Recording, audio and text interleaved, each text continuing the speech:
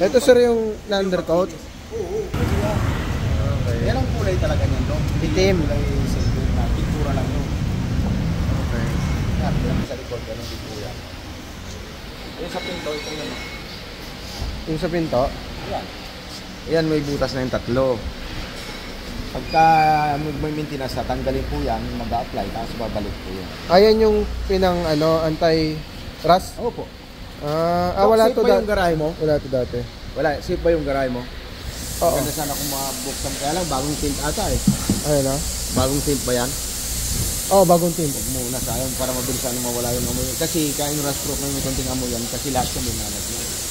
Kaya maamoy. Medyo may amoy talaga yan. Sige, buksan na lang, no? Kung safe yung garahe mo, kung buksan yung tint, maganda. Saglit lang yan.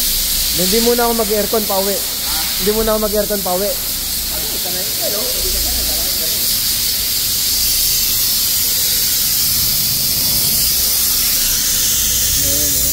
Yan talaga rust proof.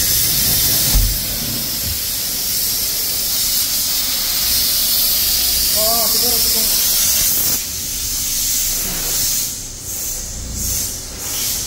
Ganun pala yun.